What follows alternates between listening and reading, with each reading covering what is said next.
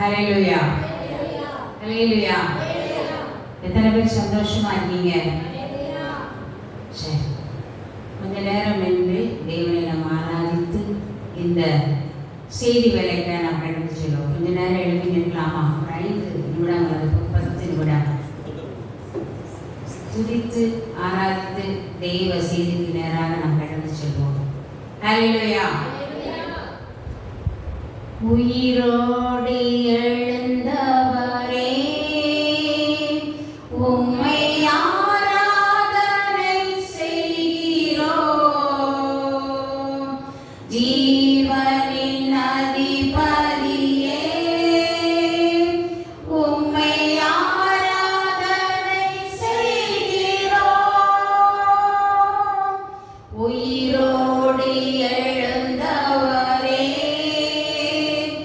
உம்மை ஆராதனை செய்கிறோம். ஜீவனின் அதிபதியே உம்மை ஆராதனை செய்கிறோம். அல்லேலூயா ஓசன்னா. கரங்களை உயர்த்துவோமா? அனைவரும் கரங்களை உயர்த்துவோமா? உம்முடைய பிரசன்னம் இறங்கி வருகிறது. ஹல்லேலூயா, அல்லேலூயா ஓசன்னா. அல்லேலூயா ஓசன்னா. அல்லேலூயா ஓசன்னா. அல்லேலூயா ஓசன்னா.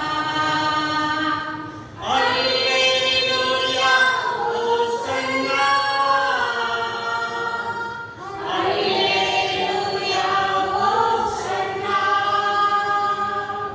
சுத்த விரும்பும் சுத்த ஜோதியே விரும்பா சுத்தம் யாவும் போக்குமே. பாடலாமா?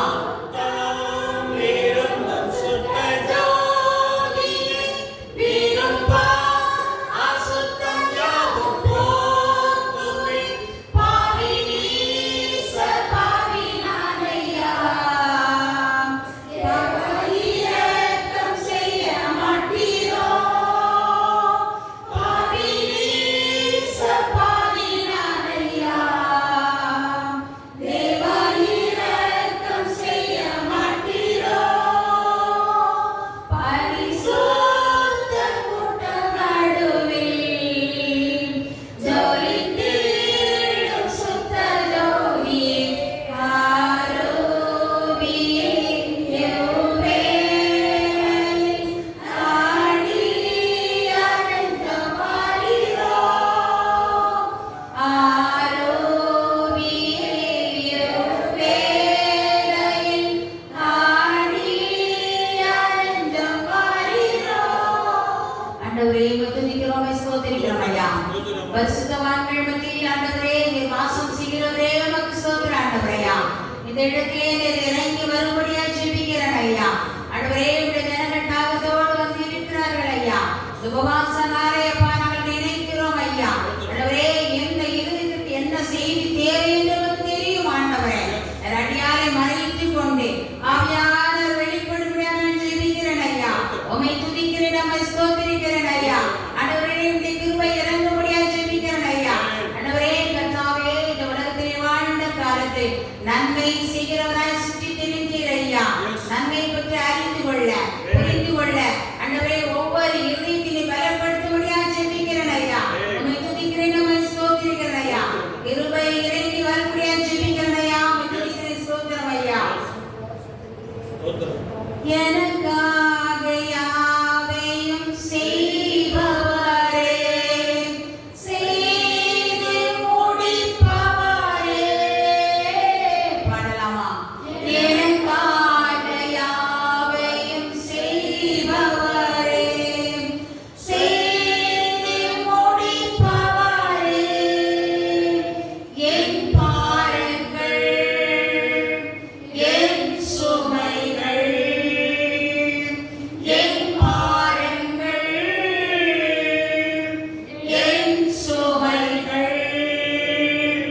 உம்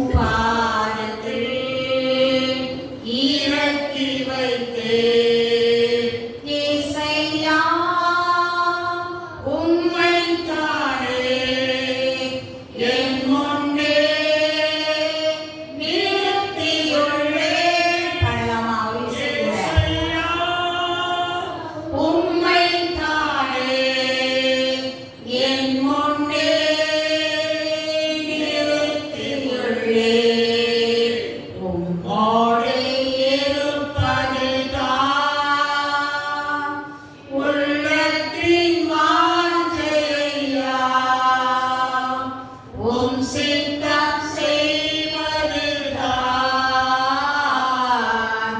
இதயத்தின் ஏக்கமையா. அநேக நேரங்கள்ல பலவிதமான நேரத்தில் ஈடுபட்டு கொண்டிருந்த பொழுதும் மோடி இருக்கிற நேரத்தில் அகற்றி நீந்து கொள்ள ஆண்டவரே ஒவ்வொரு இருதயத்தையும் பலப்படுத்த முடியாது ஜெபிக்கிறேன் ஐயா. ஒவ்வொரு மனுஷனையும் பலப்படுத்த முடியாது நான் ஜெபிக்கிறேன் ஐயா. ஆண்டவரே நாங்கள் ஆராதிக்க வந்திருக்கிறோம் ஐயா. யாவையானவர்களுடைய பிள்ளைகளை பலப்படுத்த முடியாது நான் ஜெபிக்கிறேன் ஸ்தோத்திரிக்கிறேன் ஐயா. நன்றியுள்ள இருதயத்தோடு துதிக்கிறேன் ஸ்தோத்திரிக்கிறேன் ஐயா. பிதாவே ஆராதிக்கின்றோம் இயேசுவே ஆர்ப்பரிக்கின்றோம் ஆவியானவரே பலமா அன்பு செய்கின்றோம் ஆராதிக்கின்றோம்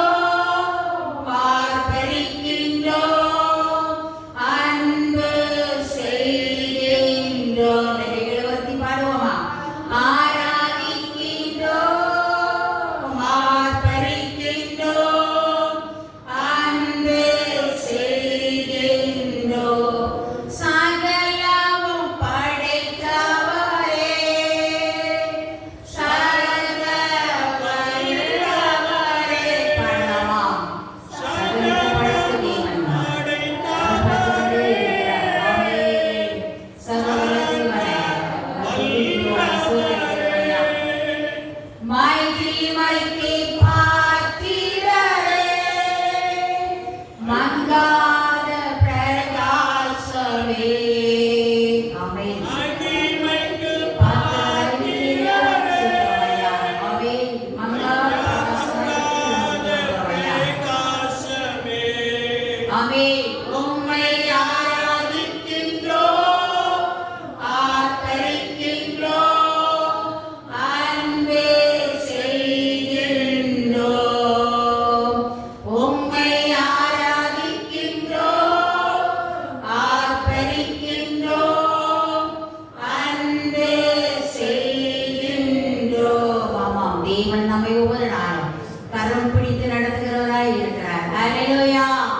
கரம் பிடித்து நடத்துகிற தேவனாய் இருக்கிறார். கரம் பிடித்து நடத்துவார் கண்மலை மேல் நிறுத்துவார். பாடலாமா? கரம் பிடித்து நடத்துவார் கண்மலை மேல் நிறுத்துவார். ஒரு தாய் தேற்றுவது போல் என் நேசர் தேற்றுவார். ஒரு தாய் தேற்றுவது போல் என் நேசர் தேற்றுவார். ஹல்லேலூயா.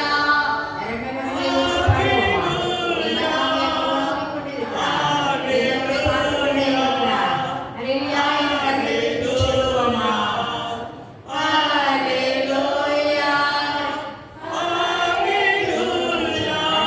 பாடுவோமா?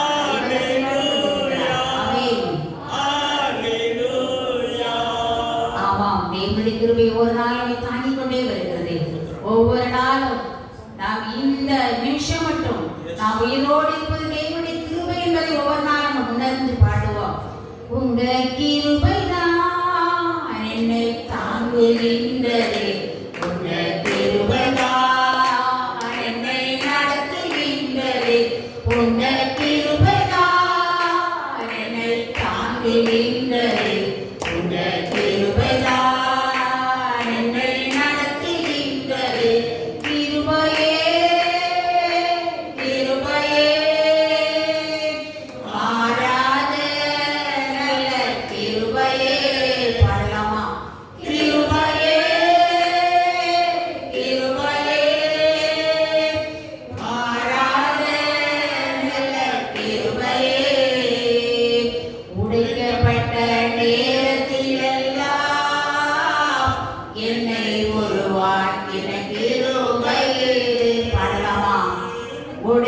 தேவைப்பட்ட நேரத்திலெல்லாம்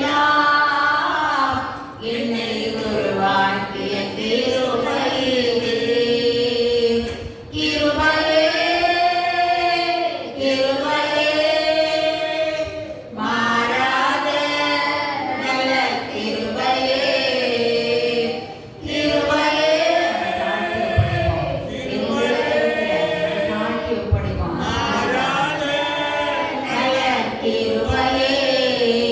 உங்க கிருபைதான் என்னை தாங்குகின்றது, உங்க கிருபைதான் என்னை நடத்துகின்றது. தம் கிருபை பெரியதோ, என் ஜீவனிலோ அதுவே, இம்மட்டும் காத்ததுவே, இன்னும்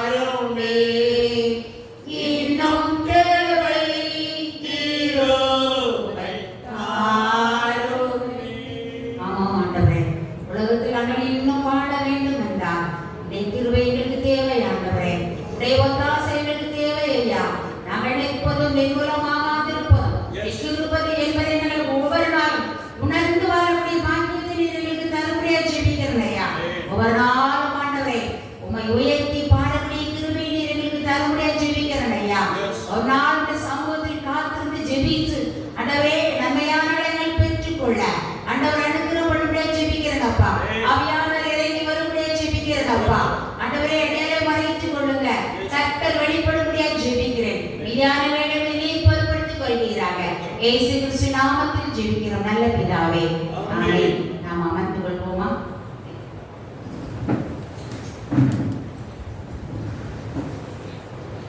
ஹல்லேலூயா. சந்தோஷமா இருக்கீங்களா? சந்தோஷமே இல்லையே? சந்தோஷமா இருக்கீங்களா? சந்தோஷமா இருக்கீங்களா? ஹல்லேலூயா. சத்தம் இல்ல. ஹல்லேலூயா. நான் சத்தம் போடுறேன். ஹல்லேலூயா.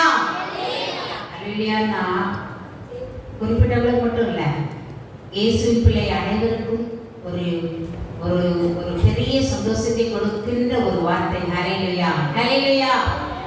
சரி, இந்த நாளிலும் சற்று நேரம் நாம் தியானிக்கும்படியாக எடுத்துக்கொள்ளப்பட்ட வேத பகுதி யாதெனில் அப்போஸ்தலர் 7வது அதிகாரம் 49வது வசனம். நாளையில் அன்பாக அழைத்த சபை ஊழியர் தம்பி அவர்களையும் அவர்களுக்கும் இயேசு கிறிஸ்து நாமத்தில் நான் நன்றியை தெரிவித்துக் கொள்கிறேன். தேவன் தமையை உங்களையும் உங்கள் சபைகளையும் அதிகமாக ஆசீர்வதித்து பாதுகாத்து நடத்துவார்கள். நாம் வாசிக்கலாமா?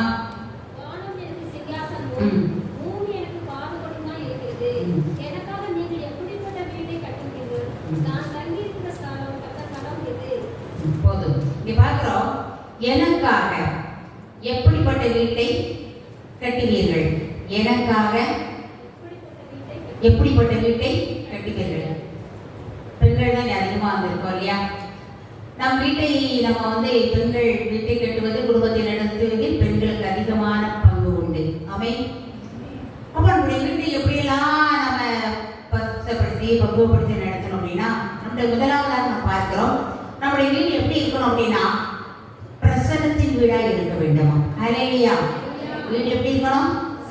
பிரசன்னத்தின் வீடு. இதெல்லாம் நம்ம வீட்டை நம்ம எப்படி வச்சுக்கணும் அப்படின்னா, முதல்ல எப்படி இருக்கணும்? வீடு சுத்தமா இருக்கணும். எப்படி இருக்கணும்? சில நேரங்களில் சில வீடுகளை போய் பார்க்கும்போது பார்த்தீங்கன்னா அங்கே அப்படி இப்படி நம்மளோட இருக்கிறது பார்க்கிறோம். அப்படி இல்லை, உங்களுடைய பாளையம் சுத்தமா இருக்க கடவுள் என்று தேவன் சொல்கிறார். எப்படி சொல்கிறார்? வீடுகள் பாளையம் சுத்தமா இருக்கணுமா? தேவன் பரிசுத்தம் உள்ளவர். நம்முடைய தேவன் எப்படிப்பட்டவர்? சில நேரங்கள் அந்த டயர்டா இருக்கும் இல்லையா? வீட்டை சுத்தப்படுத்தணும், டயர்டா இருக்கும். ஒரு வேலை டயர்டா இருந்தாலும் மறுவேளை எழுந்திருக்கும் பொழுது வீட்டை நம்ம எப்படி வச்சுக்கணும்? சுத்தமாக பரிசுத்தமாக நிச்சயமா வைத்துக் கொள்ள வேண்டும். பார்க்கிறோம், லூக்கா 1வது அதிகாரம் 28வது வசனம் வாசிக்கலாமா? லூக்கா 1:28.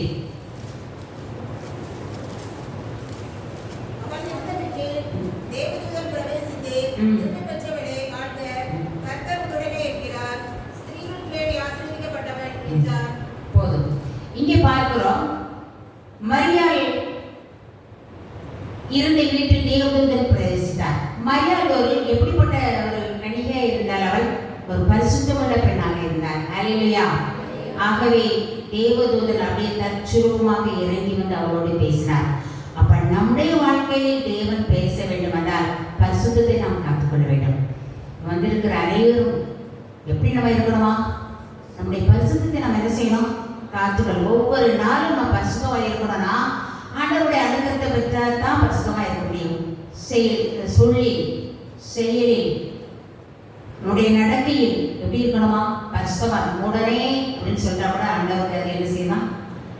அது ஒரு பிடிக்காத காரியம். நான் ஏன்னு சொல்றா கூட ஆண்டவருக்கு அது என்ன செய்யலாம்? பிடிக்காத ஒரு காரியம். அப்போ எல்லாவற்றையும் நாம் பரிசுத்தமா இருக்க நாம் கற்றுக்கொள்ள வேண்டும் என்று தேவன் விரும்புகிறார்.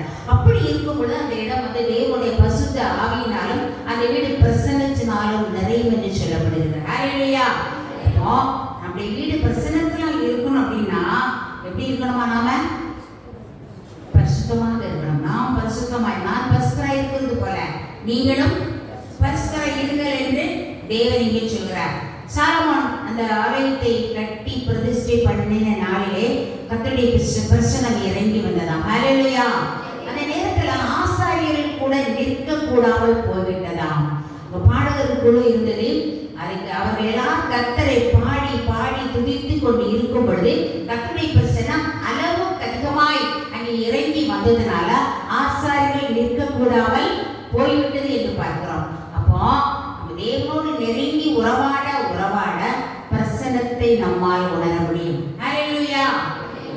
எசேக்கியேல் 38வது அதிகாரம் 20ல பார்க்கிறோம், பிரசன்னத்தினால் பறவைகளும் மிருகங்களும் சகல பிராணிகளும் நர ஜீவன்களும் என்ன செய்யுமா? அதிகம் என்று சொல்லப்படுது. கர்த்தருடைய பிரசன்னத்தினால் ஜீவன்கள் கூட என்ன செய்யுமா? இங்கே அதிகம் என்று சொல்லப்படுகிறது. இப்போ பார்க்கிறோம், இந்த ஜபக்காரன் ஒரு ஜபம் நடக்கிறீங்க 4 மணியில். யாரெல்லாம் போயிருக்கீங்க? நிறைய பேர் போயிருக்கீங்க இல்லையா? அப்போ அந்த ஒரு ஸ்தலம் எப்படிப்பட்ட ஒரு ஸ்தலமா இருக்குதுன்னா 24 மணி நேரமும் அங்கே ஜப ஜூபம் ஏறெடுக்கப்பட்டு கொண்டே இருக்கிறது. ஹல்லேலூயா. நம்ம போறோம், பல வாரத்தோட போறோம், பல பிரச்சனையோட போறோம், வியாதியோட போறோம், போராட்டத்தோட போறோம். ஆனால் அங்கே போன உடனே நம்முடைய கவலைகளெல்லாம் மறந்து மற்றவர்களுக்காக ஜெபிக்கக்கூடிய ஒரு பிரசன்னத்தை தேவன் கொடுக்கிறார். ஹல்லேலூயா. அந்த ஸ்தலம் எப்படிப்பட்ட ஒரு ஸ்தலம்? அதை அடிக்கடி நாம் உணர முடியும். அடிக்கடி நாம் என்ன செய்ய முடியும்? உணர முடியும். கர்த்தருக்காக ஜெபத்துவம் ஏறெடுக்கும் பொழுது, பாடல் பாடிக்கொண்டே இருக்கும் பொழுது தூதர்கள் அங்கே இறங்கி வருகிறார்கள். ஹல்லேலூயா. அப்ப அந்த ஸ்தலத்தை நம்ம என்ன செய்யறோம்? அதிகமா என்ன செய்யறோம்? நாம் வாஞ்சிக்கிறோம். அப்படியாக நாம் இடங்களுக்கு போய் தேவனை நாம் தரிசிக்கும் பொழுது தேவனுடைய பிரசன்னத்தை வாழ்க்கையில் என்ன செய்ய முடியும்? அதிகமாய் நாம் உணர முடியும் என்று இங்கே சொல்லப்படுகிறது. தீத்து 2வது அதிகாரம் 13வது வசனம், நாம் நம்பி இருக்கிற ஆனந்த பாக்கியத்திற்கும் மகா தேவனும் நமது இரட்சகருமாகிய இயேசு கிறிஸ்துவின் மகிமையின் பிரசன்னமாகுதலுக்கும் எதிர்பார்த்து கொண்டிருக்கும்படி நமக்கு அது என்ன நாம் நம்பி இருக்கிற ஒரு பாக்கியம். அது என்ன பாக்கியம்? நாம் நம்பி இருக்கிற ஒரு பாக்கியம் என்ன பாக்கியம்? பரலோக ராஜ்யம். நான் ஓடுகிற ஓட்டம் எங்க ஓடிட்டே இருக்கோம்? ஆண்டவரா பரிசுத்தம் ஐயா ஓடுறோம். கடைசியில் முடிவில் அந்த பாக்கியத்தை பெற்றுக்கொள்ள வேண்டும். அந்த பாக்கியத்தை பெற வேண்டும் என்றால் கர்த்தருடைய பிரசன்னத்துக்குள்ளால் ஒவ்வொரு நாளும் வாழ்க்கையை அதற்குள்ளாய் மூடி மறைத்துக் கொள்ள வேண்டும். இங்கு சொல்லப்பட்டு நமது இரட்சகருடைய இயேசு கிறிஸ்துவுடைய மகிமையின் பிரசன்னமாகுதலை ஒவ்வொரு நாள் என்ன செய்யணுமா? எதிர்பார்க்க வேண்டும் என்ற தேவ ஆவியானவர் நமக்கு சொல்கிறார். ஒரு அருமையான ஒரு பாடல் நம்ம பாடலாமா? உங்க பிரசன்னத்தில் சீரகில்லாமல் பார்க்கிறேன், உங்க சமூகத்தில் குறைவில்லாமல் வாழ்கிறேன். பலமா? உங்க பிரசன்னத்தில் சீரகில்லாமல் பார்க்கிறேன், உங்க சமூகத்தில் குறைவில்லாமல் வாழ்கிறேன். என் தஞ்சமானீரே, என் கோட்டையானீரே, என் துர்கமானீரே, என் நண்பரானீரே. என் தஞ்சமானீரே, என் கோட்டையானீரே, என் துர்கமானீரே, என் நண்பரானீரே. உங்க பிரசன்னத்தில் சீரையில்லாமல் பார்க்கிறேன், உங்க சமூகத்தில் குறைவில்லாமல் வாழ்கிறேன். உங்க பிரசன்னத்தில் சீரையில்லாமல் பார்க்கிறேன், உங்க சமூகத்தில் குறைவில்லாமல் வாழ்கிறேன். உதவாத என்னையே உருவாக்கும் உறவே, குறைவான என்னையே நிறைவாக்கும் நிறைவே. உதவாத என்னையே உருவாக்கும் உறவே, குறைவான என்னையே நிறைவாக்கும் நிறைவே. உங்க பிரசன்னத்தில் சீரையில்லாமல் பார்க்கிறேன், உங்க சமூகத்தில் குறைவில்லாமல் வாழ்கிறேன். உங்க பிரசன்னத்தில் சீரையில்லாமல் பார்க்கிறேன், உங்க சமூகத்தில் குறைவில்லாமல் வாழ்கிறேன். ஆண்டோட சமூகத்துல அவருடைய பிரசன்னத்தோடு வாழும் பொழுது உலகத்துல நமக்கு எது இருக்கோ இல்லையோ தெய்வ பிரசன்னம் நம்மோடு இருந்தால் போதும், அது சகலத்தையும் நிறைவாக்கி கொடுக்கும். அல்லேலூயா. தேவனோடு ஒவ்வொரு நாளும் பிரசன்னமாகுதலை கற்றுக்கொள்வோம். தேவனுக்கும் நமக்கும் இடையே ஏதாயிலும் ஒரு சின்ன பாவம் இருந்தா கூட அவருடைய பிரசன்னத்தை உணர முடியாது. அவருடைய பிரசன்னத்தை என்ன செஞ்சாத நம்ம உணர முடியாது என்று சொல்லப்படுது. இரண்டாவது நம்ம பார்க்கிறோம், நம்முடைய வீட்டு நம்ம எப்படி வச்சுக்கணும் அப்படின்னா தேவன் தகும் ஜப வீடாய் மாற்ற விடுமா. என்ன வீடா மாற்றணுமா? ஒரு ஜப வீடு. ஏன் காலையில எழும்புறோம், காலையில என்ன செய்யறோம்? எழும்புறோம். கட்டளை சமூகத்தில் நம்ம காத்திருக்கிறோமா இல்லையா? கொஞ்ச நேரமா நம்ம என்ன செய்வோம்? ஏன்னா நம்ம கிறிஸ்தவங்க கண்டிப்பா காலையில என்ன செய்யணும்? ஜெபம் பண்ணணும். கண்டிப்பா காலையில என்ன செய்யணும்? வாலிப பிள்ளைகள் பையங்க கண்டிப்பா காலையில என்ன செய்யணுமா? ஜெபம் பண்ணணும். ஏன்னா நம்ம கிறிஸ்தவர்கள். நம்ம ஜெபம் பண்ணாதான் நம்ம வீடு எப்படிப்பட்ட வீடா மாறுமா? ஒரு ஜப வீடாக மாறும். ஒவ்வொரு நாளும் காலையில வேலையில ஆரம்பிக்கும் கொஞ்ச நேரம் கர்த்தருடைய சமூகத்துல முடிந்தால் பாடலாம், ஜெபிக்கலாம். ஜெபித்து விட்டு ஒவ்வொரு நாளும் நம்ம கடந்து செல்வது நம்முடைய வேலைகள் எல்லாம் தேவன் வெற்றிகரமாக மாற்றி தருவார். ஹல்லேலூயா. இங்கே பார்க்கிறோம் அப்போஸ்தலர் 10ஆம் அதிகாரம் 2வது வசனம் வாசிக்கலாமா? அப்போஸ்தலர் 10:2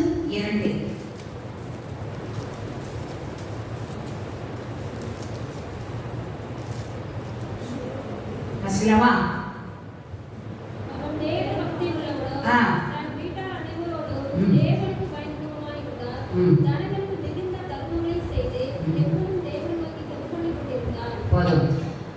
கொர்நேலியு என்ற ஒரு மனிதனை பார்க்கிறோம். அவன் தான தர்மம் செய்தான். அவன் எப்பவுமே என்ன செய்தானா? ஜெபம் பண்ணி கொண்டே இருந்தானா. அவன் எப்பொழுதும் தேவனை நோக்கி ஜெபித்துக் கொண்டே இருந்தான். எப்பொழுதும். ஒருவேளை நம்ம பாத்திரம் வளர்க்கிறோம், வீடு பெருக்கிறோம், ஒரு வேலை செஞ்சுக்கிட்டே இருக்கோம், அப்பவும் நம்முடைய இருதயம் யாரோடு கனெக்டா இருக்கணும்? ஏசப்பாவோட. ஹல்லேலூயா. ஹல்லேலூயா. ஏசப்பாவோட நம்ம அந்த ஆவியில உணர்ந்து ஆண்டவரே உமக்கு ஸ்தோத்திரம், கர்த்தாவே உமக்கு ஸ்தோத்திரம் என்று சொல்லிட்டே இருக்கும் பொழுது அதை விட எப்படிப்பட்ட வீடா மாறுமா? ஒரு ஜப வீடாக மாறும். ஹல்லேலூயா. வேறு வீட்டில் ரட்சிக்கப்படாமல் இருந்தா கூட நம்முடைய நடக்கையை பார்த்து அவர்கள் ரட்சிக்கப்படுவார்கள். ஹல்லேலூயா. ஏசாயா 56வது அதிகாரம் 7வது வசனத்தில், நான் பரிசுத்த பர்வதத்துக்கு கொண்டு வந்து என் ஜெப வீட்டிலே அவர்களை மகிழ பண்ணுவேன். பரிசுத்த பர்வதத்துக்கு நம்மளை என்ன செய்வாரா? கொண்டு போய் விடுவார். ஜெப வீட்டிலே நம்ம என்ன செய்வாரா? மகிழ பண்ணுவார். உலகத்துல நமக்கு எவ்வளவுதான் ஆஸ்திகள், சொத்து, சுதந்திரம் எது இருந்தாலும் அவைகள் எல்லாம் எல்லா நேரமும் சந்தோஷத்தை கொண்டு வராது. ஆமாவா இல்லையா? கொஞ்ச நேரம் ஒரு புதுச்சேலை எடுக்கிறோம், ஒரு 2 நாளைக்கு கட்டுவோம், 3 நாளைக்கு பார்ப்போம், அப்போ கொஞ்சம் சந்தோஷம் இருக்கும். அந்த நாட்கள் கூட அதில் சந்தோஷம் என்ன செஞ்சு வரும்? குறைஞ்சிரும். ஏதோ ஒரு நகை வாங்குறோம், கொஞ்ச நாளைக்கு அந்த சந்தோஷம் இருக்கும், அப்புறம் அதோட சந்தோஷம் என்ன செஞ்சிடும்? குறைஞ்சிடும். ஆனால் தேவன் கொடுக்கிற சந்தோஷம் ஒருபோதும் மாறாது. ஹல்லேலூயா. அவர் ஒவ்வொரு நாள் ஜெப வீட்டிலே நம்ம என்ன செய்வாரா? மகிழ பண்ணுவேன் என்று இங்கே சொல்கிறார். பிரம்மஸ்தர் கூட ஆலயத்தின் ஒரு ரோட்டு மேல ஒரு ஆலயம் இருக்குன்னா எல்லாரும் போகும்போது வரும்போது அந்த ஆலயத்தை பார்த்து என்ன செய்வாங்க? ரோட்டில் போகும்போது வரும்போது அந்த ஆலயத்தை பார்த்து என்ன செய்வாங்க? அப்படியே ஜெபம் பண்ணிட்டு போகிறத பார்த்துருக்கீங்களா? அப்போ அந்த ஜெப வீட்டை குறித்து ஒரு வைராக்கியம் ஜனங்களுக்கு என்ன செய்கிறது? இருக்கிறத பார்க்கிறோம். அப்போ பிரம்மஸ்தர்கள் கூட அந்த ஒரு வைராக்கியம் இருக்க நம்ம பார்க்குறோம். அந்த வாசலில் நின்று ஜெபம் பண்ணிட்டு போவாங்க. அப்போ கிறிஸ்துவை அறிந்த நாம் ஒவ்வொரு நாள் ஆலயத்துக்கு என்ன செய்யணும்? கடந்து வர வேண்டும். கொஞ்ச நேரம் கிடைச்சா கூட அன்றோட ஆலயத்திலிருந்து நீங்க என்ன செய்யணும்? ஜெபிக்க கற்றுக்கொள்ளும். தேவனுடைய கிருபை உங்கள் மேல அதிகமாக என்ன செய்யும்? இறங்கி கொண்டே இருக்கும் என்று இங்கே சொல்லப்படுகிறது. மத்தேயு 21வது அதிகாரம் 13வது வசனம், என்னுடைய வீடு ஜெப வீடு எனப்படும். என்னுடைய வீடு எப்படிப்பட்டதா? ஜெப வீடு எனப்படும். நீங்களும் அதை கல்ல புகையாக்கிலே சொல்லப்படுகிறார். அந்த ஒரே ஒரு இடத்துல கோவப்படுகிறார். அவருடைய ஆலயத்துல வியாபார ஸ்தலமா மாற்றுக்கொண்டு சாட்டை எடுத்து அடிக்கிறார். ஆண்டவர் என்ன செய்கிறார்? சாட்டை எடுத்து வச்சு விரட்டுறார் இல்லையா? அப்போ நம்முடைய சரீரம் ஆலயத்துக்கு ஒப்பாக சொல்லப்படுகிறது. நம்முடைய சரீரம் இயேசுக்குரியது. நம்முடைய சரீரத்துல எந்த பாவம் செய்யாதபடி நம்ம காக்கும் பொழுது தேவனுடைய சரீரத்தில் ஒவ்வொரு நாள் என்ன செய்கிறார்? இறங்கி வருகிறார். நம்முடைய பிரசனத்தை கொண்டு வருகிறார். நம்மோடு பேசுகிறார். நம்மோடு என்ன செய்கிறார்? நமக்கு பரிசுத்தம் காணப்படப்பட சரீரம் ஆகிய இந்த ஆலயத்தில் அவர் என்ன செய்கிறார்? அவர் பிரவேசிக்கிறார் என்று இங்கே சொல்லப்படுகிறது. ஒரு நாடு இந்த வெளிநாட்டிலே ஒரு இடத்துல ஒரு நிறுவனம் இருந்தது. என்ன நிறுவனம் அப்படின்னா மருத்துவ ஒரு ஹாஸ்பிட்டல் இருந்துச்சு. இப்போ அது ஒரு வனாந்தரமான இடம், ஒரு குளிர் பிரதேசம். அங்கே நிறைய ஒரு வசதி வாய்ப்புகள் அங்கே நிறைய கிடையாது. அப்படி ஒரு வனாந்தரமான இடத்துல இந்த நிறுவனம் இருந்தது. அப்படி அங்கே இருக்கும் பொழுது ஒரு மருத்துவர் இருந்தார். பயிற்சிக்குரிய நிறைய செவிலியர் இருந்தாங்க. அதில் ஒரு சின்ன ஆச்சரியம் இருந்தது. அனாதை இடம் என்று சொல்லப்படுறது. குட்டி பிள்ளைகள் இருக்கக்கூடிய ஒரு இடம் அங்கே இருந்தது. அப்படி இருக்கும் பொழுது அப்படி ஒரு பெண் ஒரு பிரசவ ஸ்திரீ அதற்காக வருகிறாள். அங்கே அவளுக்கு பிரசவம் டாக்டர் பார்த்தாங்க. பார்த்து கொண்டு இருக்கும் பொழுது ஒரு அழகான குழந்தை பிறந்தது. அவளுக்கு ஒரு 5 வயதில் ஒரு குழந்தை வேற இருந்துச்சு. ஆனால் குழந்தை பிறந்து கொஞ்ச நேரம் இந்த தாயை இறந்துட்டாங்க. அந்த தாயை காப்பாற்ற முடியல. அப்போ அந்த குட்டி குழந்தை அழுகுது. பாலுக்காக தண்ணீருக்காக அழுகுது. உடனே செவிலியருக்கு சொல்றார், வா நீங்க போய் எங்கேயாவது கொஞ்சம் விறகுகளை பொறுக்கி தீ பச்சை வச்சு கொஞ்சம் குடிநீர் ஒரு சுடு தண்ணீர் எடுத்துட்டு வாங்க அப்படின்னு சொல்றாரு. அந்த பிள்ளைங்களை எடுத்துட்டு வருது. வார வழியில அந்த பாட்டில் கீழே உடைந்து போயிடுது. தண்ணியெல்லாம் கொட்டிடுது. இப்போ ஒரு பக்கம் அந்த குட்டி குழந்தை அழுது, ஒரு பக்கம் அந்த பெரிய பிள்ளை தன்னுடைய தாய் பிரேதமா கிடக்குற தாயை பார்த்து அந்த பிள்ளை அழுது கொண்டிருக்கு. என்ன செய்யணும்னு தெரியல. ஆனால் இந்த டாக்டர் உள்ள எல்லாம் செவிலியரையும் கூப்பிட்டாங்க, சின்ன பிள்ளைலாம் கூப்பிட்டாங்க. ஒரு சின்ன ஜெபம் பண்ணாங்க. அந்த வாசல் குற்றத்தில் நின்று ஜெபம் பண்ணாங்க. ஆண்டவரே இந்த குழந்தைக்கு இதை உதவி செய்கிறாங்க. ஆண்டவரே இந்த குழந்தைக்கு என்ன செய்யுங்க? உதவி செய்யுங்க. எங்களால் ஒன்றும் செய்ய முடியல அப்படின்னு சொல்லி. அப்போ அதில் ஒரு 10 வயது சிறுமி சொன்னா, ஆண்டவரே இந்த குழந்தைக்கு ஒரு பால் பாட்டில் தாங்க ஆண்டவரே. ஆண்டவரே அதோடு எனக்கு ஒரு பொம்மையும் அனுப்புங்க ஆண்டவரே அப்படின்னு சொல்லி ஜெபம் பண்ணலாம். எல்லாரும் ஜெபத்தை முடிச்சுட்டாங்க. எல்லாரும் அவங்களுடைய வேலையை செய்ய போயிட்டாங்க. கொஞ்சம் நேரம் ஆனதை அந்த ஸ்தலத்துக்கு முன்பதாக ஒரு கார் நின்றுச்சான். ஒரு நாள் நேரத்தில் காரே வராதான். அப்போ அதை கார் உடனே அவங்க எல்லாருமே அங்குள்ள எல்லா டீச்சர்ஸும் பிள்ளைகளும் எல்லாம் ஓடி வராங்க. என்ன கார் வருது அப்படின்னு சொல்லி. அங்கே இந்த காரில் வந்தது அங்குள்ள ஒரு டிரைவர் ஒரு பெரிய பார்சலை அதை எடுத்து வைத்து விட்டு வேகமாக போயிடுறார். அது எங்கிருந்து வந்தது, எப்படி வந்தது, யார் அனுப்புனானே பக்கத்துல. அதை பார்த்த உடனே ஒரு பெரிய பார்சல் அது. அந்த பார்சலை பிரித்து பார்த்தார்கள். எல்லாரும் சந்தோஷத்தோடு வாஞ்சியோடு அதை பிரித்து பார்க்குறாங்க. அதை பிரித்து பார்க்கும் பொழுது அந்த பிறந்த குழந்தைகளுக்கும் என்ன தேவையோ அனைத்தும் அங்கே வைக்கப்பட்டிருந்தது. ஹல்லேலூயா. அந்த குழந்தை 10 வயது குழந்தை ஜெபம் பண்ண குழந்தை வந்து பார்க்குது. அதை எடுத்து அதில் ஒரு பால் பாட்டில் இருந்தது, பால் பவுடர் இருந்தது. அப்போ அந்த குழந்தை இருக்குது, ஆண்டவரே எனக்கு நான் பொம்மை கேட்டனே, எனக்கு பொம்மை இங்கே ஆண்டவரே. நல்லா ஓண்டி பார்க்குது, அங்கே ஒரு பொம்மையும் வந்திருந்தது. ஹல்லேலூயா. யாரோ அதை விசாரித்து பார்க்கும் பொழுது அதை ஒரு அம்மா வந்து பொருத்தனை பண்ணியிருக்காங்க. எத்தனோ மாதங்களுக்கு முன்பாக இங்கே செய்யணும், இந்த நிறுவனத்துக்கு செய்யணும் என்று சொல்லி கர்த்தர் குறிக்கப்பட்ட வேலையிலே அந்த பார்சலை அனுப்பி அந்த ஜெபத்தை கேட்டார். ஹல்லேலூயா. அப்போ நம்முடைய வீடு எப்படி இருக்கணுமா? ஜெப வீடா இருக்கணும். நம்ம நிறைய காரியங்களை ஜெபம் பண்ணி பண்ணி நிறைய காரியங்களை வெற்றி அடைஞ்சிருக்கோமா இல்லையா? சொல்லுங்க பார்க்கலாம். நான் ஜெபத்தில் வெற்றி எடுத்துருக்கேன்னு சொல்லுங்களா? கை வைக்குங்க பார்க்கலாம். பரவாயில்ல. அப்ப நிறைய பேர் என்ன செஞ்சிருக்கேன்? நாம ஜெபித்து தான் வாழ்க்கையில எதை எடுக்க வேண்டும்? வெற்றி எடுக்க வேண்டும் என்று தேவநாயகத்தை விரும்புகிறார். ஏனென்றா ஜெபமே ஜெயம், ஜெபமே ஜெயம் என்று இங்கே சொல்லப்படுகிறது. ஊக்கத்தோட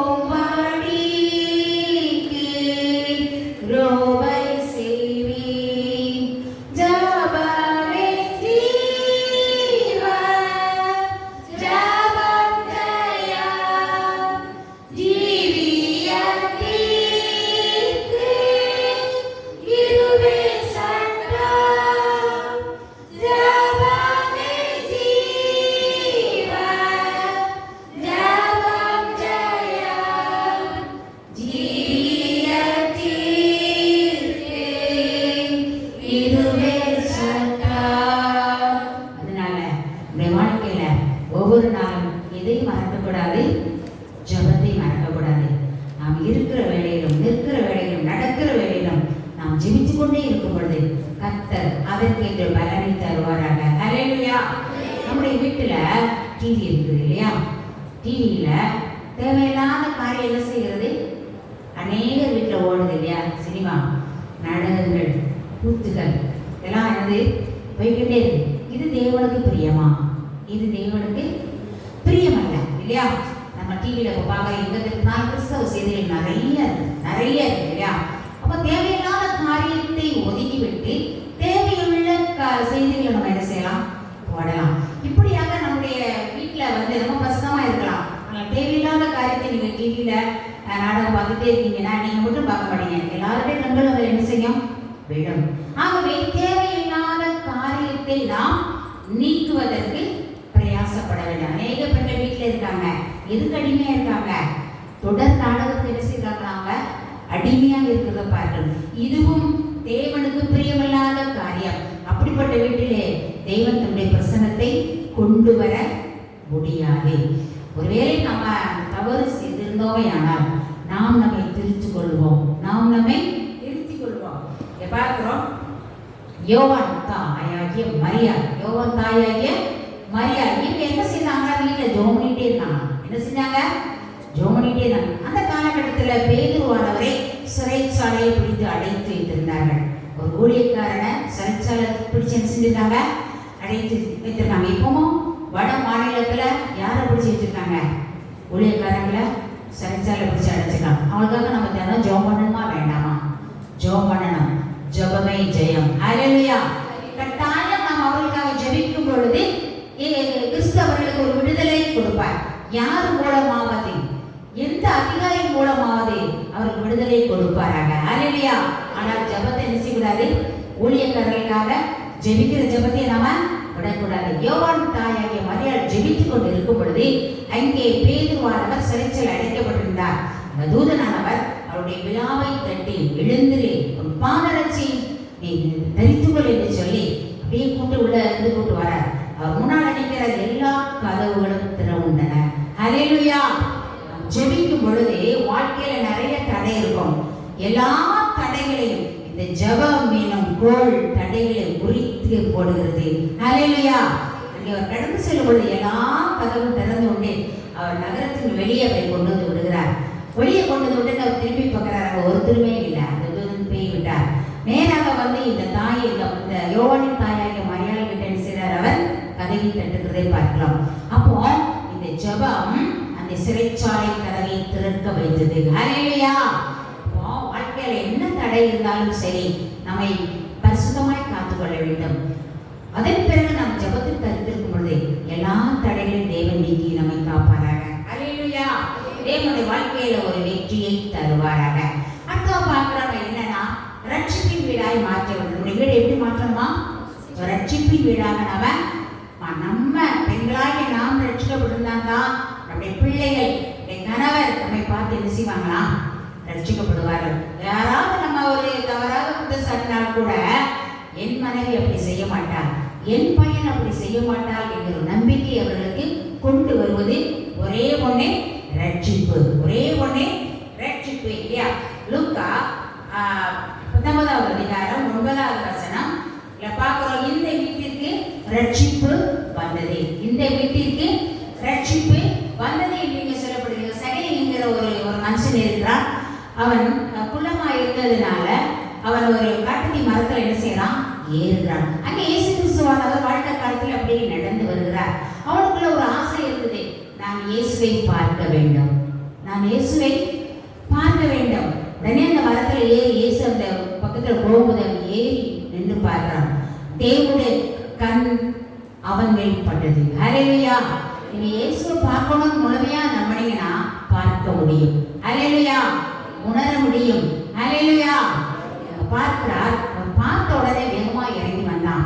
உடனே ஆண்டவராய் கிறிஸ்து சொன்னார், நான் இன்றைக்கு உன் வீட்டில் தங்க வேண்டும், நான் இன்றைக்கு உன் வீட்டில் தங்க வேண்டும். அவ்வளவுதான். இறங்கி வந்தான். அவனுடைய வீட்டுக்கு கூட்டிட்டு போனான். போன உடனே அவனை தவறு பண்ணி இருந்தான். அவன் வரி வசூலிக்கிறவனாக இருந்தபடியால் அவன் அதிகமாக லஞ்சம் செஞ்சிருந்தானா, வாங்கியிருந்தான். அந்த கர்த்தருடைய பார்வை அவன் மேல் பட்ட உடனே அவன் பாவ மன்னிப்பு அடைந்தான். ஹல்லேலூயா. ஆண்டவரே, நான் தவறு செய்திருந்தேனே, ஆனால் நான் அதை நாளத்தனையாக திருப்பி கொடுப்பேன். அதனால அடுத்த காசுக்கோ அல்லது லஞ்சத்திற்கோ நம்ம என்ன செய்யக்கூடாது? அடிமைப்படுத்த கூடாது. கர்த்தர் அதை என்ன செய்வார்? நியாயத்திற்கு நாளிலே நம்ம என்ன செய்வார்? அவர் கணக்கு கேட்பார். கர்த்தருடைய பார்வையிலே அவன் என்ன செய்தான்? ரட்சிக்கப்பட்டான். ரட்சிப்பு என்பது ஒரு நாள் கிடைக்கிற அனுபவம் இல்லை. ஒவ்வொரு நாளும் தேவனுடைய கிருபையிலும் வளத்திலும் ஞானத்திலும் பெருகிற ஒரு அனுபவம். ஹல்லேலூயா. நம்ம ஒவ்வொரு நாள் என்ன செய்யணுமா? ரட்சிப்பு அடையும். ஒவ்வொரு நாள் ஆண்டவரே, நான் தவறுக்குள்ளாய் போகாதபடிக்கு, எந்த பாவத்தில் விழுந்து விடாதபடிக்கு ஆண்டவரே என்னை பாதுகாத்துக் கொள்ளும் அப்படின்னு நம்ம ஜெபம் பண்ணுறது. கர்த்தருடைய ஆவியானவரை இதை தான் பெற்றுக்கொள்ள வேண்டும் சொல்லப்படுது. அநேகம் சொல்றான், பரிசுத்த ஆவியானவரை பெற்றுக்கொள்ள வேண்டும். அவரை ஒவ்வொரு நாளும் சகல சகித்துக் நம்ம நடத்தி வழிநடத்துவாராக. ஆமென். இதை பார்க்கிறோம். அப்போஸ்தலர் 16வது அதிகாரம் 31வது வசனம். அப்போஸ்தலர் 16வது அதிகாரம் 31வது வசனம் என்ன சொல்கிறது? வாசிக்கலாமா? கர்த்தராகிய இயேசு கிறிஸ்துவை விசுவாசி, அப்பொழுது நீயும் உன் வீட்டாரும் ரட்சிக்கப்படுவீர்கள். கர்த்தராகிய இயேசு கிறிஸ்துவை என்ன செய்வான்? அவன் விசுவாசிக்கணும். அதாவது கஷ்டமான நேரத்தில் யாரைத்தான் நம்பணும்? இயேசுவை மாத்திரம் நம்ம என்ன செய்யணும்? நம்பணும். பாவம் நம்மை சுற்றி நெருக்கி இருக்கிற நேரத்திலும், பாவம் செய்ய வேண்டிய ஒரு சூழ்நிலையிலும் யாரை நோக்கி பார்க்கணும்?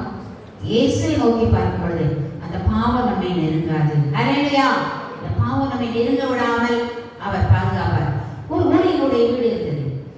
அப்போ அந்த இடத்துல ஜோமனை போடணும்னு சொல்லிட்டு ஒரு அம்மா கடந்து போறாங்க. அந்த கேம்பஸ்குள்ள அவங்களுக்கு ஒரு பெரிய பலவீனம் இருக்குது. எப்படியாவது அந்த ஊழியத்தை போய் ஜோம் பண்ணி நம்ம விடுதலை கிடைக்கணுமேன்னு சொல்லி போறாங்க. அந்த கேம்பஸ்குள்ள கால் எடுத்து வச்ச உடனே ஒரு பெரிய ஒரு பலம் இறங்கினான். ஒரு மின்சாரம் போல ஒரு பலம் இறங்கினான். அந்த இறங்கிய நேரத்துல அப்படியே அவருடைய பலவீனங்களாம் மாறி போடலாம். அப்போ அந்த ஊழியக்காரன் எப்பவுமே இதுல தரித்திருக்கிறார், ஜபத்தில் தரித்திருக்கும் பொழுது அவர் இருக்கிற இடத்தை சுற்றிலும் என்ன இருந்ததா? கர்த்தருடைய பிரசன்னம் தங்கி இருந்ததாம். நம்ம சொல்றாங்க, நான் காலடி தான் பசங்க எடுத்து வச்சேன், எனக்குள்ள உள்ள விளைவை எப்படி போடுறதுன்னு எனக்கு தெரியல என்று சொல்கிறார்.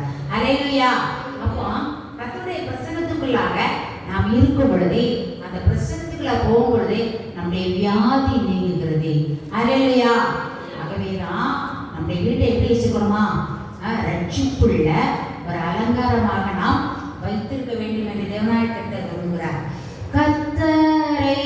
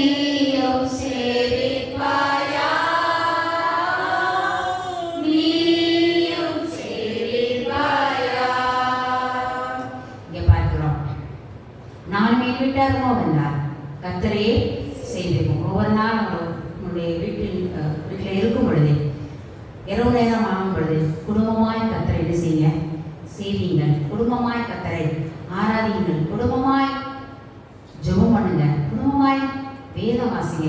இது இருந்தாலே போதும், உங்களையும் உங்களுடைய சந்ததியையும் தேவன் ஆசீர்வதிப்பாராக. அல்லேலூயா.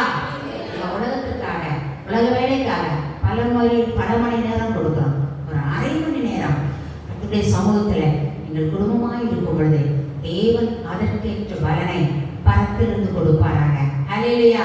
ஒரு பிள்ளை வரலைன்னாலும் சொல்லுங்க, கட்டாயப்படுத்தி என்ன செய்யுங்க. ஒரு நாளைக்கு 10th எக்ஸாம் அப்படின்னா கட்டாயப்படுத்தி நம்ம என்ன செய்யறோம், படிக்க வைக்கிறோம் இல்லையா? இந்த ஒரு ஜபத்துக்குள்ளாக உங்க பிள்ளைகளை சின்ன பிராயத்தில் நீங்க நடத்திட்டீங்க அப்படின்னா அது முதிர் வயதில் வந்து என்ன செய்ய மாட்டாங்களா, விடாது இருப்பான். நம்மளால செய்ய வேண்டிய சின்ன சின்ன காரியம் இதை செய்யும் பொழுது நம்முடைய குடும்பத்தை தேவன் ரட்சிப்புக்குள்ளாய் மாற்றுவாராக என்று நாம் பார்க்கிறோம். யோபு எழுதிய யோபு 13வது அதிகாரம் 16வது வசனத்தில் அவரே என் ரட்சிப்பு. யோபு என்ன சொல்கிறார்? அவரே என் ரட்சிப்பு என்று சொல்கிறார். மாயக்காரனோ அவர் சன்னதியில் சேரான். மாயக்காரன், உலகத்துல வந்து நிறைய மாய்மாலக்காரன் பார்க்கிறோம். உதட்டில் ஒன்று பேசுவாங்க, ஹிருதயத்தில் ஒன்று இருக்கும், பார்வையில் ஒன்று இருக்கும், பேச்சில் ஒன்று இருக்கும். உலகத்துல மாய்மாலமான உலகத்துல நம்ம வாழ்றோம் இல்லையா? ஆனால் நீங்கள் இயேசுவின் பிள்ளையாய் வாழ வேண்டும்.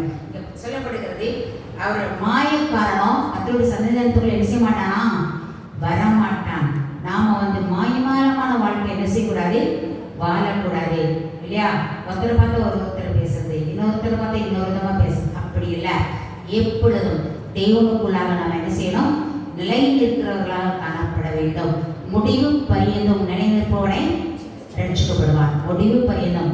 அதுக்கு நம்மளோட வாழ்க்கையில வந்து நிறைய குறுக்கீடுகள் வரும், பாவம் வரும், பிரச்சனைகள் வரும், வறுமை வரலாம், போராட்டம் வரலாம். இவைகள் ரட்சிப்புக்கு தடையாக இருக்கக்கூடாது. அல்லேலூயா. எல்லாவற்றையும் உலகத்தில் பார்க்கிற வாரமான யாவற்றையும் தள்ளி என்ன செஞ்சோம், ஒதுக்கி விட்டு தெய்வனுக்காக நாம் நடக்கும் பொழுது ரட்சிப்புடைய வாழ்க்கையில் ஒவ்வொரு நாளும் கடந்து வரும் என்று சொல்லப்படுகிறது. பார்க்கிறோம். 1 கொரிந்தியர் 16வது அதிகாரத்துல 11ல திருடரும் பொருளாசைக்காரரும் வெறியரும் தேவனுடைய ராஜ்யத்தில் சேருவதில்லை. தேவனுடைய ராஜ்யத்தில் சேருவதில்லை. திருடர் ஒரு 10 பைசா அடுத்தவங்க காசு நம்மகிட்ட இருந்தா கூட நாம யாரு? திருடன். நம்ம யாரு? ஒவ்வொரு நாள் வாழ்க்கையில உணர்ந்து வாழணும். அடுத்த பொருளுக்கு நம்ம என்ன செய்யக்கூடாது, ஆசைப்படுத்தக்கூடாது. எங்க அம்மா அடிக்கடி சொல்லுவாங்க, எவ்வளோ உன்னுடைய காசு 10 பைசா அடுத்தவங்க இருந்தாலும் பரவாயில்ல, ஆனா அடுத்தவங்க காசு உங்கள்கிட்ட என்ன செய்யக்கூடாது. நல்ல பண்பு இப்பயோ சொல்லி கொடுத்தது. ஆனால் இன்றைக்கும் நம்ம வாழ்க்கையில் என்ன செய்கிறது, கிரியை செய்கிறதா இருக்குது. அது எப்படிப்பட்டதா இருக்கிறது? ஒவ்வொரு காரியத்திலும் தேவன் நமக்கு ரட்சிப்பை எதிர்பார்க்கிறார், உண்மையை எதிர்பார்க்கிறார். அதனால அடுத்த பொருளை நாம் வந்து நேரங்களை ஜெபம் பண்ணிக்கிட்டே இருக்கும்போது சில பாவங்களை தெய்வம் நமக்கு உணர்த்துவார். உண்டா இல்லையா நமக்கு தெரியாது. நம்ம சில நேரங்களில் பாவம் செஞ்சிருப்போம். அவர் உணர்த்தும் பொழுது ஆண்டவரே இந்த பாவத்தை நான் இனிமே என்ன செய்யக்கூடாது, செய்யக்கூடாது. இது ஒரு சின்ன பாவம் தான், ரொம்ப பெரிய பாவமாக வந்து நான் செய்ய மாட்டேன். பொய் கூட செஞ்சிருப்போம். பொய் கூட என்ன செஞ்சிருப்பான், தெய்வன் அதை உணர்த்துவார். ஆண்டவரே பாவத்தை மன்னி, இல்லை யாராவது போய் அதை மன்னிப்பு கேள்வி என்று சொல்வார். அப்படி சொல்லும் பொழுது தேவன் நம்மை தம்முடைய ராஜ்யத்தின் புத்திரராய் மாற்றுவார். அல்லேலூயா. அவர் தம்முடைய ராஜ்யத்தின் புத்திரராய் மாற்றுவார். அந்த நரகத்துக்கு யார் பங்காளிய போவாங்களாம், திருடர் போவாங்க, பிரலாசிக்காரர் போவாங்க, வெறியர் இல்லையா, பாடியர் வெறியர், எத்தனையோ வெறியர்களை நம்ம பார்க்குறோம், செய்தித்தாளில் பார்க்குறோம். ஆனால் எல்லா பாவத்துக்கும் நம்மை விலக்கி நம்மை பாதுகாத்து கொள்ள வேண்டும் என்று தேவனாய் கர்த்தர் இங்கே விரும்புகிறார் இல்லையா. இந்த நாட்கள் முன்னாடி ஒரு குடிகாரர் தெருவில் 12 மணி 1 மணி இருக்கும் பாருங்க, திடீரென்று அந்த குடும்பத்தில் சண்டை போட்டு மனைவி அடிக்கிறார், துன்புறுத்துகிறார், விரட்டுகிறார், குழந்தை உறவுக்கு அழுகுது இல்லையா. இப்படிப்பட்ட பாவத்தை செய்யாதபடிக்கு நம்ம என்ன செய்யணும், எல்லாவற்றுக்கும் விலக்கி நம்மை பாதுகாத்துக் கொள்ள தேவன் ஒருவருக்கும் கிருபை கொடுப்பாராக. 1 யோவான் 1:7 அவருடைய குமாரனாகிய இயேசுவின் ரத்தம் சகல பாவங்களை நீக்கி நம்மை சுத்திகரிக்கும், அதை பரிசுத்தமாக்குறது என்று நம்ம பார்க்கிறோம். அவருடைய குமாரனாகிய இயேசுவின் ரத்தம் சகல பாவங்களை நீக்கி நம்ம என்ன செய்யுமா, பரிசுத்தமாக்கும் என்று இங்கே சொல்லப்படுகிறது. ஒரு வாலிபன் இருந்தான். ஒரு வாலிபன் வாழ்க்கையில அவங்க அம்மா வந்து நல்ல ஒரு பரிசுத்தமான ஒரு பெண்மணி, தேவனுக்கு ஏற்ற பிரியமான ஒரு பெண்மணி. அவனை நல்லா தான் வளர்த்தாங்க. ஆனால் அவன் ஒரு காலகட்டம் வந்த உடனே அவன் ஒரு துன்மார்க்கனாய் மாறிவிட்டான். என்னென்ன தப்பு எல்லாம் கொண்ட உலகத்தில் அனைத்தையும் செஞ்சான். எல்லா தப்பையும் பண்ணான். எல்லா தப்பையும் பண்ணிக்கொண்டே இருந்தால் இந்த உலகம் பொறுக்குமா? இல்லை. ஒரு நாள் போலீஸ் அதிகாரி வந்தார். அந்த வாலிபரை பிடித்து சிறையில் கொண்டு போட்டு விட்டார். அவனுக்கு இப்போ சிறையில், அவனுடைய வாழ்க்கையெல்லாம் இப்போ சிறையில் தான் போய்கிட்டே இருக்குது. கொஞ்ச நாள் ஆனது, அவங்க அம்மாவுக்கு வந்து வயதாகிட்டது. அவங்க என்ன செஞ்சாங்க, மரித்து போனார்கள். அவர்கள் மரித்து போனார்கள். அப்போ அவன் சிறையில் வாழ்ந்து கொண்டு இருக்கும் பொழுது ஒரு ஊழியர் வந்தார். வந்து ஒரு வேதாகமத்தை கொடுத்து, இதை வாசி, நீ இயேசுவின் நாமத்தில் ரட்சிக்கப்பட வேண்டும், தேவன் உன்னோடு பேசுவார் என்று சொல்லிட்டு கொடுத்துட்டு போயிட்டார். இவன் என்ன செஞ்சான்னா, அந்த பைபிளை வாங்கி அப்படியே தூக்கி எரிஞ்சிட்டான். அப்படியே தூக்கி என்ன செஞ்சுட்டான், எரிஞ்சிட்டான். ஒரு மூலையில் எரிஞ்சிட்டே கொஞ்சம் இரவு வந்த உடனே அவன் தூங்க சென்றான். தூங்கி கொண்டு இருக்கும் பொழுது அவனுக்கு ஒரு தரிசனம் வந்தது. அந்த கனவு வந்தது. அந்த கனவுல வந்து பார்த்தீங்கன்னா அவங்க அம்மா வந்து தூரத்தில் நிற்கிறாங்க. தூரத்தில் நிற்கும் பொழுது அந்த இடம் வந்து வெளிச்சமா இருக்குது. அந்த இடம் எப்படி இருக்குது, வெளிச்சமா இருக்குது. அதில் அவங்க அம்மா நிற்கிறாங்க. இவன் தன்னுடைய அம்மா இறந்து போயிட்டாங்க, அவனை அந்த தாயை பார்க்க வேண்டும் என்று அம்மா என்று ஓடுகிறான். ஓடுகிறவன் இவன் வந்து ஒரு இருட்டுக்குள்ள இருக்கான். அந்த தாயை பார்க்க ஓடுகிறான். ஓடும் பொழுதே இடையில ஒரு பெரிய மலை எங்கே தடையா நின்றது. ஒரு பெரிய மலை. அந்த மலையில பார்த்தீங்கன்னா அவன் சின்ன பிள்ளையில இருந்து என்னென்ன பாவங்கள்லாம் செய்தானா அவைகள் அனைத்தும் எழுதப்பட்டே இருந்தது. அனைத்தும் எழுதப்பட்டு கொண்டு இருந்தது. பொய் சொன்னது, களவாட திருநது, பிறருக்கு விரோதமாய் பாலியல் செய்து எல்லா பாவம் அடுக்கடுக்க அந்த மலையை சுற்றி இருந்துதான். எனக்கு என்ன செய்யணும் தெரியல, ஒண்ணுமே தெரியல. அப்போ அவருடைய அந்த மலையை பார்த்து கொண்டே இருக்கும் பொழுது வானத்தில் இருந்துட்டு நீரென்று ஒரு சொட்டு ரத்தம் பட்டதான். பட்ட உடனே அந்த மலை மேலே விழுந்த உடனே அந்த மலை அப்படியே தகர்ந்து போய்விட்டதான். அந்த மலை எப்படி செஞ்சுட்டான், தகர்ந்து போயிட்டு உடனே அவன் விழித்து விட்டான். உடனே அவனுக்கு இந்த கனவை குறித்து ரொம்ப வேதனையா இருந்தது. என்ன விளக்கம், என்ன ஏது ஒண்ணுமே அவனுக்கு புரியல. அவன் தனியாக அமர்ந்து அந்த சிறையிலே அழுது கொண்டு இருக்கும் பொழுது அந்த வேதமும் அவன் கையில் பட்டது, அந்த கண்ணில் பட்டது. அதை பார்த்தான், அதை எடுத்தான். அதை அப்படியே தூக்கி எறியும் பொழுது விரிக்கப்பட்ட பக்கமாய் அந்த வேதாகம் இருந்தது. அதை விரிக்கப்பட்ட ஒரு பக்கமாக இருந்தன. அதை எடுத்து பார்த்தான். அதிலே எழுதப்பட்டது, இயேசுவின் ரத்தம் சகல பாவங்களை நீக்கி நம்மை சுத்திகரிக்கும். அதை பார்த்த உடனே அவனுக்கு அவ்வளவு ஒரு வேதனை ஏற்பட்டது. அப்போ வானத்திலிருந்து விழுந்தது யாருடைய ரத்தம், இயேசு கிறிஸ்துவின் ரத்தம். விலைமதியாத ஒரு ரத்தம். ஆண்டவரே பாவத்தை கழுவும், ஆண்டவரே நீர் என்னை பாவத்தை கழுவுமையா என்று சொல்லி அந்த இடத்திலே முழங்கால் படியிட்டு அந்த இடத்திலே தெய்வனுடைய பிள்ளையாய் மாறினான். ஹல்லேலூயா. அப்ப அந்த தாயினுடைய ஜெபம் என்ன செய்தது? கேட்கப்பட்டது. அந்த இடத்திலே கேட்கப்பட்டது. அப்போ அவன் திருந்திய வாலிபனாய் அவன் வெளியே வந்தானா. அப்போ ஒவ்வொரு நாளும் என்ன செய்யணும்? தெய்வனுக்குள்ளாக நாம் வாழ வேண்டும் என்று தேவனாய் கர்த்தர் இங்கே விரும்புகிறார். அதான் நம்ம பார்க்கிறோம். நான்காவதாக நம்ம என்ன பார்க்கிறோம் அப்படின்னா, ஒரு வாசனையின் வீடு. நம்மளுடைய வீட்டை எப்படி வச்சுக்கணுமா? ஒரு வாசனை. சாம்பிராணி பத்தி பத்திக்கிட்டே இருக்கிறதா? இல்லை இல்லை. அப்போ இந்த வீடு எப்படி இருக்கணுமா? யோவான் 12வது அதிகாரம் 3வது வசனம். யோவான் 12வது அதிகாரம் 3வது வசனம்.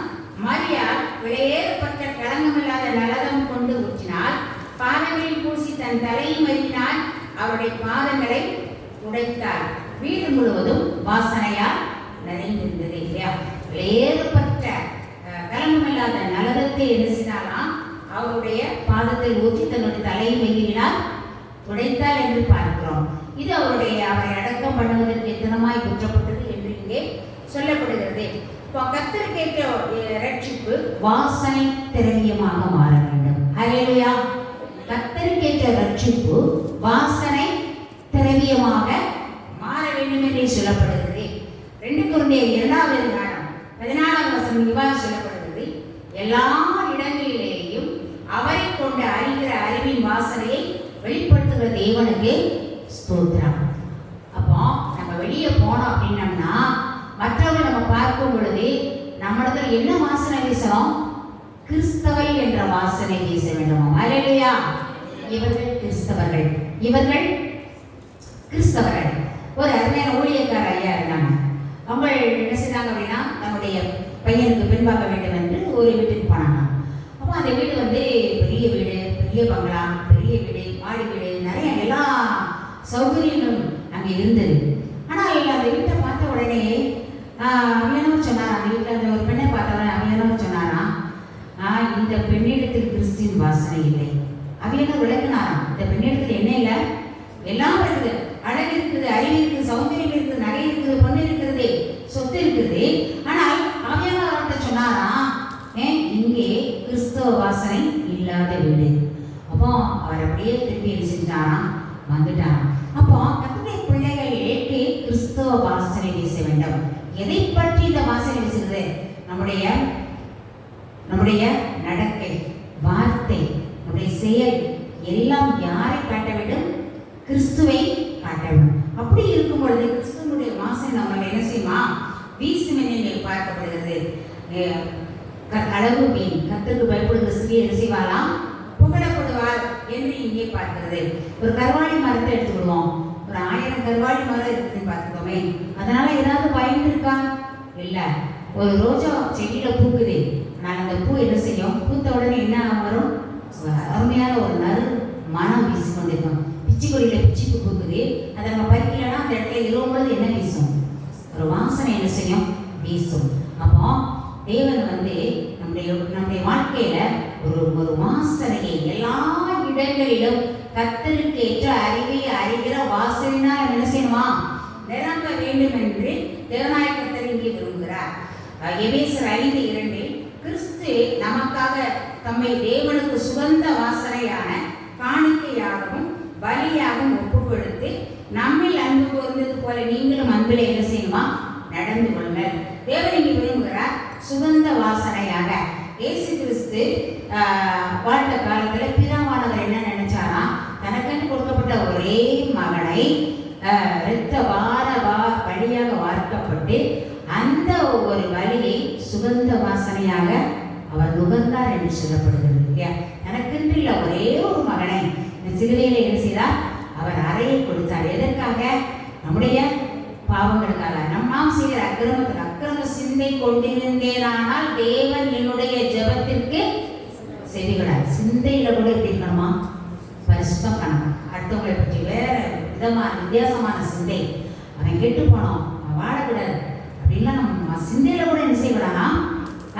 நினைக்க கூடாது. அது தேவனுக்கு பிரியமில்லாத காரியம். ஆண்டவர் இங்க பார்க்கிறார், தனக்கு இந்த ஒரே ஒரு மகனை பலியாக கொடுத்து அதை சுகந்த வாசனையாக நுகர்ந்தார் என்று இங்கே சொல்லப்படுகிறது. ஒரு மனுஷன் ஒரு மனிதன் எவராக பாடுகிறார்? சுகந்த வாசனை பலியாய் தந்தார்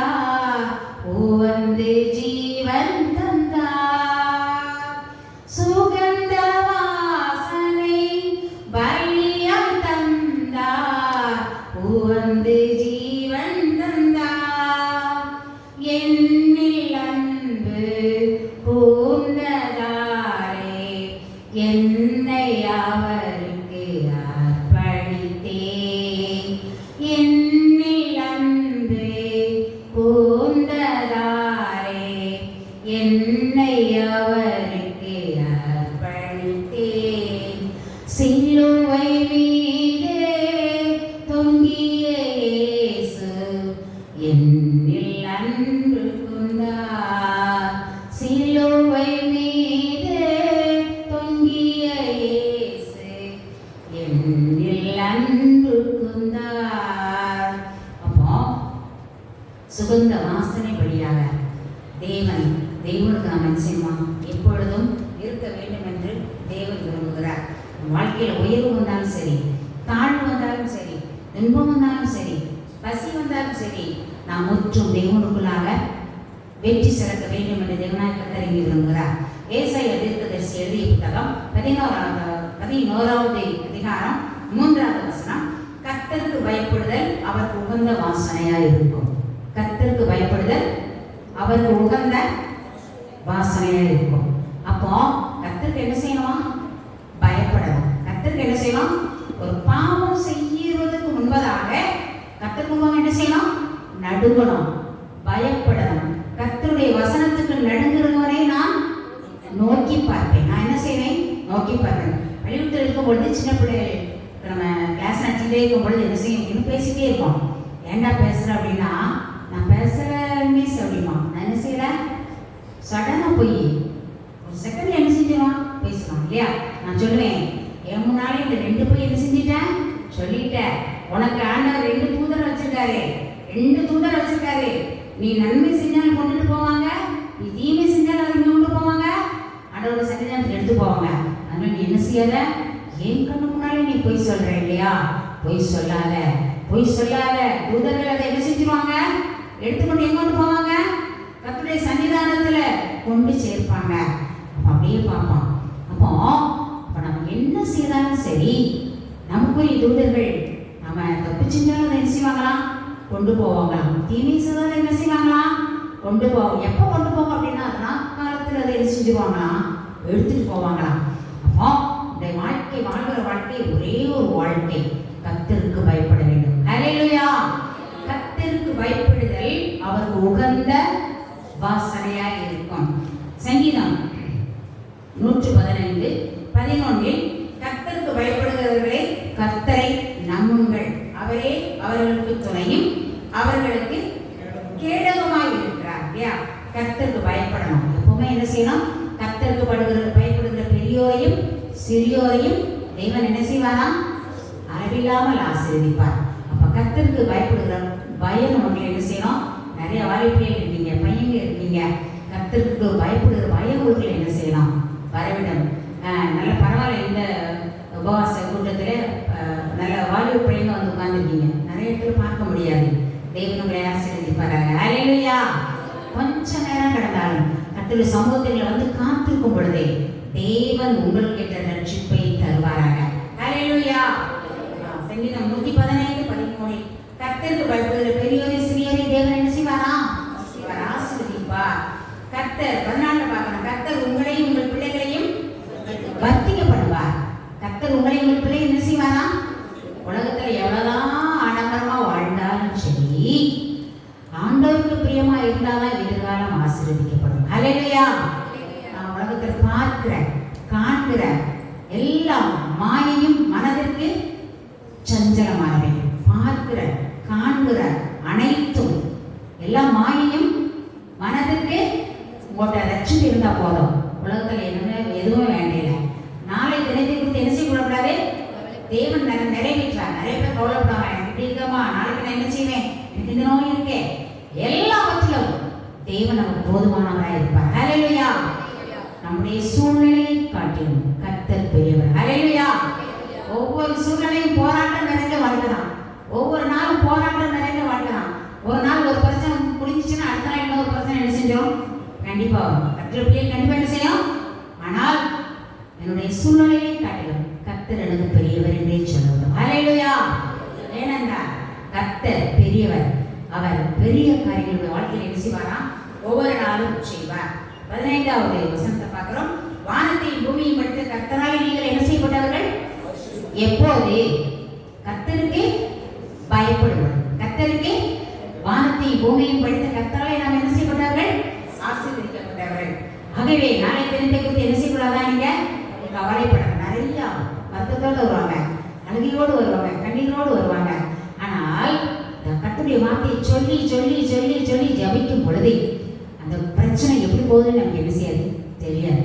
ஒரு அம்மா சொன்னாங்க, எனக்கு நிறைய போராட்டம் வருதுமா, நிறைய பிரச்சனை வருது, எனக்கு என்ன செய்யனே தெரியல, நான் யார்கிட்ட போய் சொல்லன்னு தெரியல, எனக்கு ஒன்னே ஒன்று தெரிஞ்சது, வீட்டு மாடியில் போய் ஒரு 10 பாட்டு பாடினேன். எத்தனை பாட்டு பாடினேன்? 10 பாட்டு பாடினேன். என்னுடைய நெருக்கமெல்லாம் போய்விட்டது என்று சொன்னாங்க. இல்லையா? அப்போ கொஞ்ச நேரம் கிடைஞ்சாலும் உங்களுக்கு ஜெபம் பண்ண முடியலன்னா பாட்டு பாடுங்க. தேவன் என்ன செய்வார்? நம்முடைய இருதயத்தை மகிழ்ச்சினால் நிரப்புவார். ஹல்லேலூயா.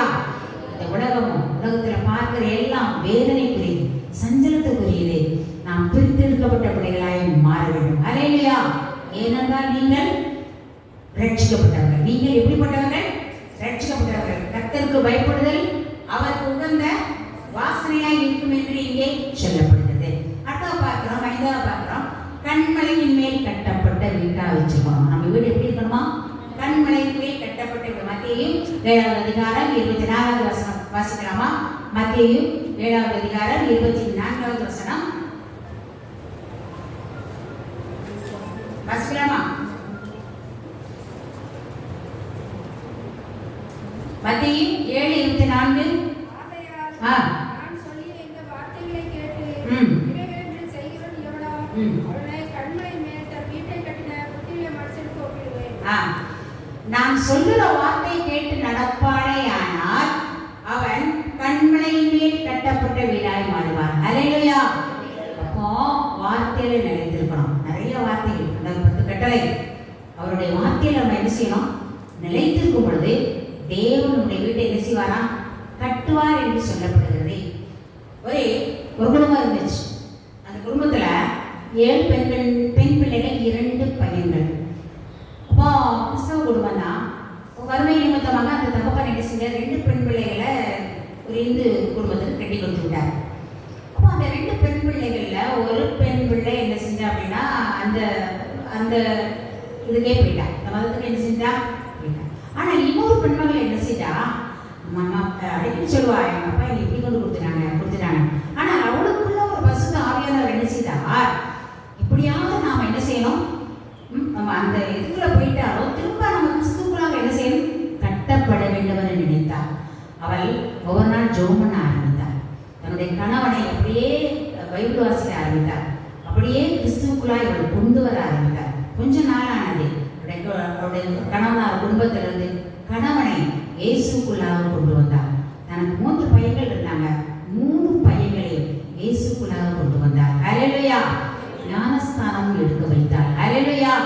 அப்போ ஒரு பெண் என்ன செஞ்சிட்டா? அப்படியே மங்கி போயிட்டா. அவள் கர்த்தருடைய வார்த்தை அவளுக்குள்ள என்ன செய்ய முடியல? நிலைக்க முடியல. ஆனா ஒரு பெண் மகள் அழகாக இந்து குடும்பத்தில் தள்ளப்பட்டாலும் அவள் தன்னுடைய குடும்பத்தை இயேசுக்காக காத்துக்கொண்டாள். ஹல்லேலூயா. அப்போ நாம் என்ன செய்யணும்? கண்மலையின் மேல் கட்டப்பட்ட வீடாக என்ன செய்யணும்னா நாம் நம்மை காத்துக்கொள்ள வேண்டும் என்று இங்கே தேவனாய கிறிஸ்து விரும்புகிறார். இப்படிப்பட்ட ஒரு காரியத்தை, இப்படிப்பட்ட ஒரு நல்ல வீடாக நாம் மாற்றணும். முதலாவது என்ன பார்த்தோம்? பிரசன்னத்தின் வீடாக நம்ம என்ன செய்யணும்? மாற்ற வேண்டும். 2வது நம்ம என்ன பார்த்தோம்? ஜெப வீடாக மாற்ற வேண்டும். 3வதாக ரட்சிப்பின் வீடாக மாற்ற வேண்டும். 4வதாக ஒரு வாசனையின் வீடாக நாம் என்ன செய்ய வேண்டும்? மாற்ற வேண்டும். அடுத்ததாக கண்மலையின் மேல் கட்டப்பட்ட வீடாக மாற்ற வேண்டும் என்று தேவனாய கர்த்தர் விரும்புகிறார். ஆமென். நாம் ஒரு விசை தலையை தாழ்த்தி ஜெபம் பண்ணுவோமா? கர்த்தாவே, துதிக்கிறோம்ப்பா, உம்மை ஸ்தோத்திரிக்கிறோம் ஆண்டவரே. அன்புள்ள பரமபிதாவே, இந்த அருமையான நல்ல நேரத்தை கொடுத்தபடியா நன்றியுள்ள இதயத்தோடு உம்மை துதிக்கிறோம்ப்பா, உம்மை துதிக்கிறோம், உம்மை ஸ்தோத்திரிக்கிறோம் ஆண்டவரே. கர்த்தாவே, ஆண்டவரே, எங்களுடைய வீட்டையப்பா பிரசன்னத்தின் வீடாயப்பா நாங்கள் ஒவ்வொரு நாளும் மாற்ற தேவன் அருள் புரிம்பியா நாங்கள் ஜெபிக்கிறோம் ஆண்டவரே.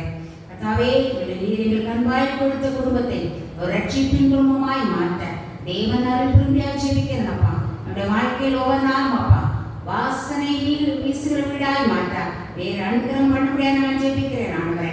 கர்த்தாவே, அப்பா அந்த வாழ்க்கையிலப்பா கண்மலையின் மேல் கட்டப்பட்ட ஒரு வாழ்க்கையை அமைக்க தேவன் ஒவ்வொருவருக்கு கிருபை கொடுக்க முடியாது ஜெபிக்கிறேன். ஒருவேளை எனக்கு இந்த பாவத்தை விட்டு என்னால் வெளியே வர முடியவில்லை என்று சொல்கிற பிள்ளைகளுடைய கருத்திலே கொடுக்கிறனையா, இந்த நேரத்திலே, இந்த அருமையான நேரத்திலே கர்த்தருடைய சமூகத்திலே ஆண்டவரே, இந்த பாவத்தை என்னை விட முடியவில்லை என்று சொல்கிற வாலிப பிள்ளைகளானாலும் சரி, தாய்மாரானாலும் சரி, வாலிப பையன்களானாலும் சரி, ஒரு விசை ஆண்டவர்கிட்ட சொல்லுங்க, கர்த்தருடைய சன்னிதானத்தில் சொல்லுங்க, ஆண்டவரே நான் இந்த பாவத்தில் இருக்கிறேன், ஆண்டவரே என்னை விடுதலை தாரும் என்று சொல்லுங்க. விடுதலை தாரும் என்று ஒரு நிமிஷம் நம்முடைய இருதயத்தை நாம் ஆராய்ந்து பார்ப்போம். நம்மால் கூட விட முடியாதான், ஆனால் கர்த்தரால் முடியும். இது கர்த்தரால் முடியும். விட வேண்டியவளை விட்டுவிட தேவையே நான் அர்ப்பணிக்கிறேன் என்று சொல்லுங்க. ஒரு நிமிஷம் ஆண்டவரே இந்த வாழ்க்கையை முழுமையாய் அர்ப்பணிக்கிறேன் என்று சொல்லுங்க. தேவனுடைய வாழ்க்கையில வருவார், இடைப்படுவார், எல்லா காரியத்திலும் உங்களுக்கு வெற்றியை தருவாராக. ஆமென். தேவன் தாமே நம்மை ஆசீர்வதிப்பாராக.